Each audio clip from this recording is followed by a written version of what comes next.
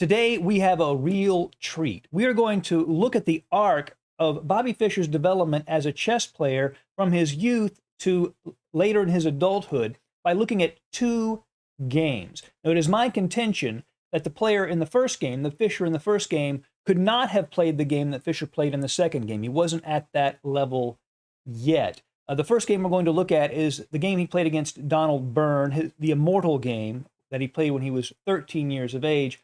The second game is the game he played in 1992 against Boris Spassky in the comeback match in Yugoslavia, the first game from that match. And we'll see that there's a real level of sophistication that Fischer had gained over the course of those years that really is striking how much better a chess player he had become by that time. But let's begin with the immortal game played in 1956 in New York against I.M. Donald Byrne, who has the white pieces in this game and begins with knight to f3. Fischer responds with knight to f6. After c4, g6, knight c3, bishop g7, d4, Fischer looks primed and ready to play his famous King's Indian defense after castling, and if white had played e4, that's what would have happened, because he has complete control over d5 here, and black cannot play d5 in that case. But instead, Byrne played bishop to f4, almost like a hybrid London system sort of situation with the pawn on c4 already. And you'll notice in this position, white is clamping down on e5, making the d6 e5 move very hard to execute.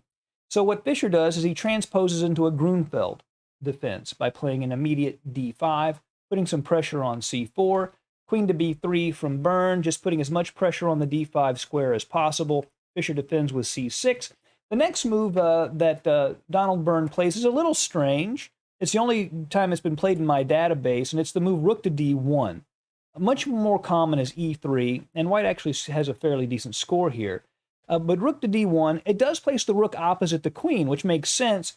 The problem is it's hard to imagine this center opening up in this position and him being able to take advantage of that. Although at the end of the day, it's not a terrible move. dc4 from Fischer, queen c4, and now white's plan is very simple. He just wants to play e4, get a nice pawn center, and squeeze Fischer and even attack him. Fischer plays knight b to d7. That knight wants to come to b6 with a gain of tempo against the queen. e4, white gets that center, knight to b6, and queen to c5. The reason he moves it to c5, he wants to keep it at a3 and be in control of this diagonal. Once this pawn moves, he'll be able to maybe take some advantage of the weakened d6 square. That's sort of the idea with queen to c5. Bishop to g4 from Fischer, and the best move here is probably bishop to e2, just calmly playing the bishop to e2. But instead, Donald Byrne moves another piece twice in the opening. He plays bishop to g5. And now when you look at white's pieces, he has a nice pawn center, he has good development, with one problem. His king is still in the middle of the board, and he's 2 moves away from castling, at least. And while Fischer's king, we see, is nestled here on g8 and very safe. And that allows him to put some pressure on white's pieces. And this next move is, when you first see it, it's really shocking, but it's an absolutely brilliant move, the best move on the board, really impressive. Knight to a4. You're just moving the knight to the side of the board and you're giving it up, right? The knight, the knight is just hanging. It looks like a terrible move at first sight, but is in fact a brilliant move, because if the knight is taken, white gets in trouble very quickly. If knight takes a4, then knight to e4, putting pressure on the bishop at g5 and the queen. And you notice this queen has nowhere along this rank, this 5th rank, where it can land. Every square is controlled by black. If he plays to c1, trying to keep in contact with this bishop, then after bishop takes knight, pawn takes, then queen to a5 check, hitting the bishop twice, hitting the knight at a4, and delivering check, and that's just too much. After queen to a3, then knight to g5, and there's this pin on the knight. This pawn at d4 is extremely weak. The king's still in the middle, and black is just better. So because of that, Donald Byrne does not take that knight, but instead plays queen to a3, trying to keep it together. But then knight takes c3. Fischer removes the primary defender of the e4 pawn, bc3, and then knight takes e4. So Fischer has a pawn and is putting some pressure again on this bishop at g5. If he plays it safe with bishop to e3, and then queen to d6 from Fischer, just offering an exchange of queens. He's up a pawn.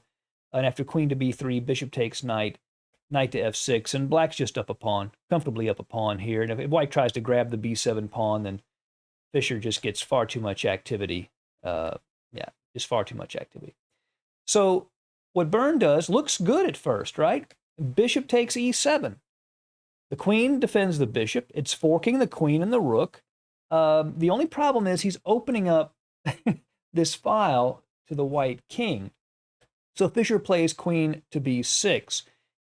If Byrne takes that rook at f8, then bishop takes, hits the queen, and after queen to b3, Fischer can just take the pawn because he has far too much material, too many active pieces. The knight cannot be taken because of bishop to b4, by the way, pinning the queen. And he's attacking the knight. If the queens are exchanged, it opens up the file for the rook. It'd be terrible. So because of that, Byrne does not take the rook at f8, but instead gets the bishop developed to c4, finally clearing the way for castling. Knight takes c3 from Fischer, again aiming at this rook. And if the queen takes the knight here, then rook a to e8, and there's just too much pressure down this file that's going to fall. So what he does, Byrne first, instead of taking the knight immediately, plays the bishop back to c5, gaining a tempo against the queen, and now the knight on c3 appears to be vulnerable. But Fischer plays rook f to e8 check first. The king goes to f1, and here is the move that's probably the most celebrated move in the game, bishop to e6. It is a beautiful queen sacrifice. He'll get two minor pieces and incredible activity. If white wants to turn down that sacrifice by just taking the bishop, that loses immediately. To queen to b5 check, and the king has to go to g1, otherwise it's mate on e2. But then watch this mating pattern. This is a gorgeous mating pattern. King f1, knight to g3, again a discovery and a double check. King g1, and then a variation on the old smothered mate theme. Queen to f1 check, rook takes f1, and knight to e2 is mate. And it's sort of there's the epaulette mate where the two rooks are beside the king, but also the smothered mate. That was a very, very beautiful formation. That did not occur, of course, because Byrne went ahead and took that queen. But now bishop takes c4 check. The king again is forced to g1, and now knight to e2 check. And we see how he has one of these windmill types of situations where he can keep checking the king, and when the king goes to f1, he moves the knight, the king has to go back. Very difficult for white. King to f1, now knight to d4, a discovered check again from the bishop. King g1, the knight goes right back. King to f1, now knight to c3, check, attacking the rook on d1. King g1, and now first pawn takes bishop. Notice the knight at c3 is defended by the bishop at g7. The rook attacks the queen and the pawn behind it. Queen to b4, counterattacking the bishop on c4, but then, boom, rook to a4. The bishop on g7 defends the knight defends the rook defends the bishop, and attacks the queen. So the queen grabs on b6, but now knight to d1. And now Fischer is up material. He sacrifices queen, but now he has a material advantage. He has two bishops, a rook, and a pawn in exchange for a queen. h3, so that white can maybe, he wants to avoid any back rank mates. Rook takes a2, king to h2, now knight takes f2, just wins more and more material. Rook to e1, rook takes e1, and now before Byrne takes the rook back, he plays queen to d8 check, blocks with the bishop. Now knight takes rook, but then bishop to d5, and black has total domination here with the three minors and rook against queen and knight. It also has three pawns. Knight to f3, knight to e4, so when the king does step out of the pin, the bishop can go to d6 with check. Queen to b8, attacks the b7 pawn and tries to keep d6 under control, but b5 saves the pawn. h4, h5, knight to e5, and now king to g7, stepping out of the pin. King to g1 is played instead because he doesn't want bishop to d6 hitting the queen and the knight, the pin. But now bishop to c5 check, king to f1, and the rest of the moves are forced here. Knight to g3 check, king to e1, bishop to b4 check, king to d1, bishop to b3 check. And white has no options here. King c1, knight to e2 check, king to b1, knight to c3 check, king to c1, and the final move to deliver the mate, rook to c2. mate. Now, this is a beautiful game, and it's even called Fischer's Immortal, but it's my contention that the next game is even better. Now, this game was played in 1992. In the first game, Fischer was 13. In this game, he's 49 years of age. And if you weren't around at this time, I cannot emphasize enough how exciting this was. Fischer had just completely disappeared for 20 years. I mean, he could have worked for the CIA. Nobody could find this guy. He was gone. And all of a sudden, he reappears 20 years later, playing in Yugoslavia, which it was illegal to do at the time because of international law stuff related to war. And this was sponsored by a rich patron of chess. And he's going up against Spassky. And you'll notice I have in quotes there the real world championship, because that's how this was presented. Fischer basically pretended that Kasparov and Karpov were illegitimate champions and that he was still the real world champion. So this was his first game back, and we were all very curious, how was it going to be? What was he going to be, really rusty, or was he still going to be the great Bobby Fischer? Well, he answered those questions in this masterpiece, much more sophisticated than the last game. And the player of the last game, I don't think could have played this game. This was really, and of course his opponent is much better too. This is Boris Spassky, former world champion. So Fischer has a white in this game, and we were all happy to see that he began with e4, the best by test. e5, knight f3, knight c6. We quickly get a Ruy Lopez on the board. a6, bishop a4, and after the standard Spanish moves, c3 in order to play d4, get more control of the center, castles, h3 to prevent the pin. And here Spassky plays knight to b8, or the Breyer variation, which is a specialty of Boris Spassky. The basic idea is that this knight on c6 is a problem piece. There's no comfortable place for it to go. And it isn't all the lines, really, of the closed Spanish. So Black just goes about the business of repositioning the knight right away. d4, gaining space. Knight b to d7, knight b to d2, and bishop to b7. And we see Spassky applying some pressure to the pawn on e4. Bishop c2 adds another defender. Rook to e8, so this bishop's going to shift to f8, so the rook can put pressure on e4. Knight to f1, the knight wants to go to g3, where it can continue to defend e4 without blocking in the bishop at c1, and of course it also might want to land on f5 if it can. Bishop to f8, knight to g3, and here Spassky plays a g6 to keep the knight out of the f5 square, and this bishop at f8 can go to g7 and put some pressure on the long diagonal. Bishop g5, this move basically is trying to get Black to create a weakness, which he does with h6, and then bishop to d2 is played by Fischer. The bishop can go all the way back to c1. That's okay too, but this way the queen and the rook stay in contact with each other. Bishop to g7, and here a4. Now this is an example of the more sophisticated chess I'm talking about. He's nibbling at small weaknesses in Black's position, trying to build slowly. He's not trying to deliver a quick mate, because players like Spassky don't allow that. So he knows he has to do it with a more measured, subtle approach. So he begins to work on that b5 pawn, trying to create a weakness there. Spassky gains space with c5, and now d5. That locks up the position, but it definitely makes this bishop on b7 unhappy. It's now biting on granite on d5. And here Spassky plays c4, gaining space and also allowing this knight to hop into c5, where it's very powerful, hitting the weakened b3 and d3 squares, as well as putting pressure on e4. And that's what makes Fischer's next move so impressive. He plays the move b4. Now, it may look at first sight like Black can just take en passant and be fine. The problem is, after bishop takes b3, knight c5, Black can play c4 here, and he's already cracking open the queen side.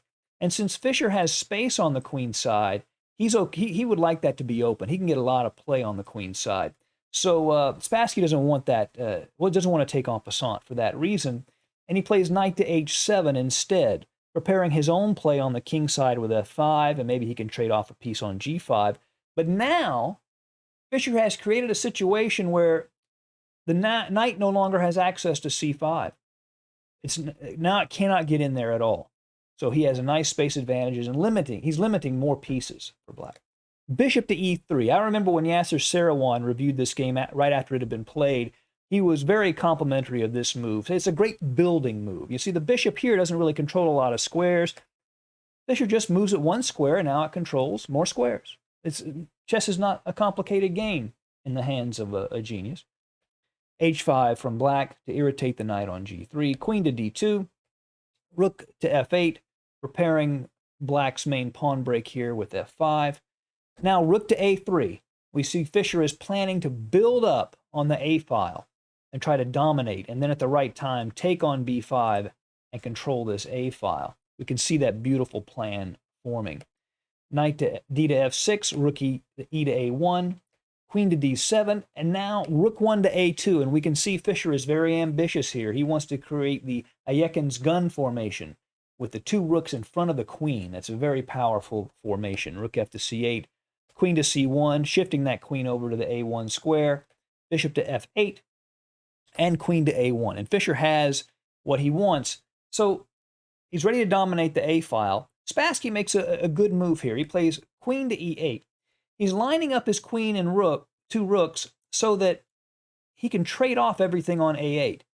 And if the rooks and queens get traded off, then control of the A file is meaningless, right? So that's what Spassky is trying to do here. And this next move from Fischer, again, unbelievably strong. Knight to F1. He's taken all the time to move the knight to G3. Why would he move it to F1? Well, you won't guess where this knight is headed if you haven't seen this game before. Not D2. It's going to go there, but that's not where it ends up.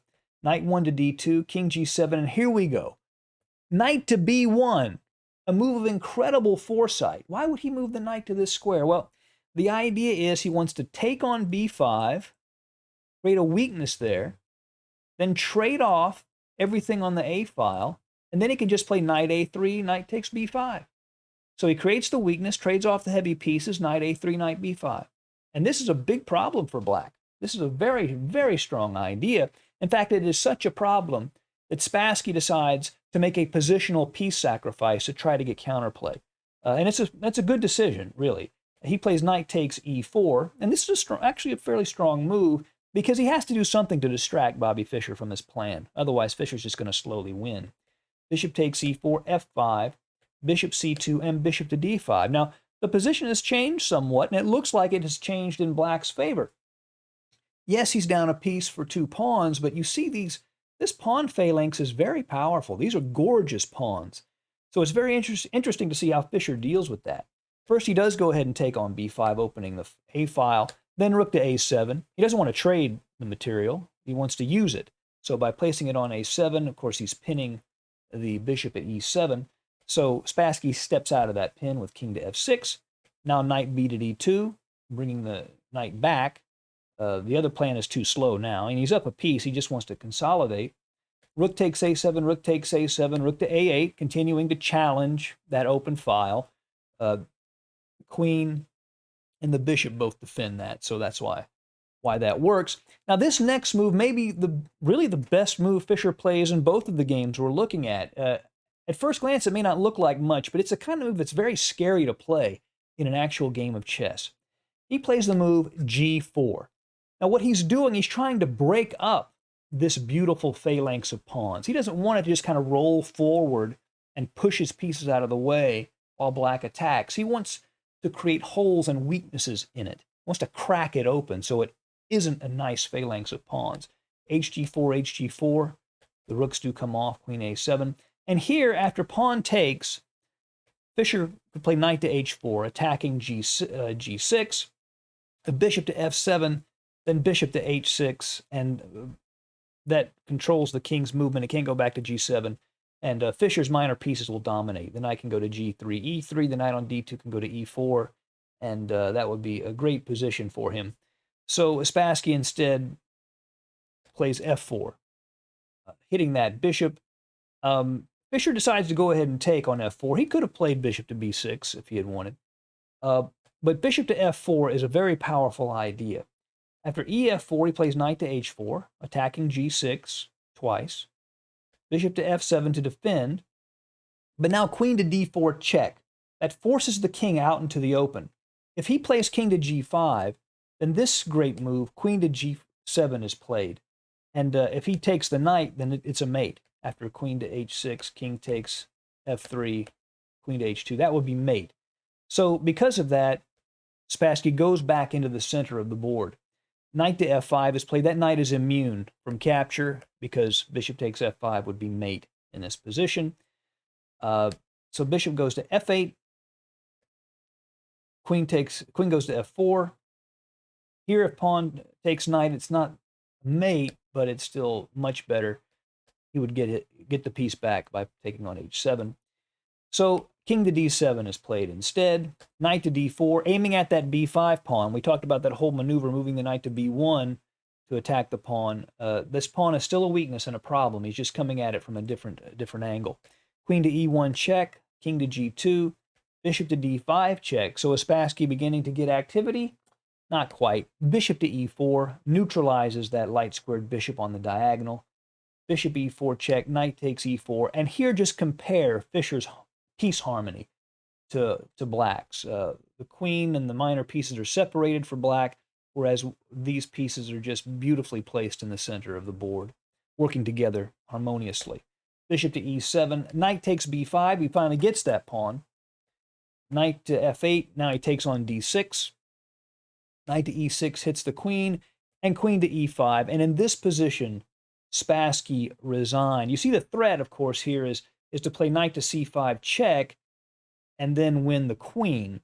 So in order to sidestep that, Black potential variation will be queen to d1, but then after, say, queen to b5 check, king d8, queen b8, king d7, then queen c8 would be mate. This is an example of why Boris Spassky resigned.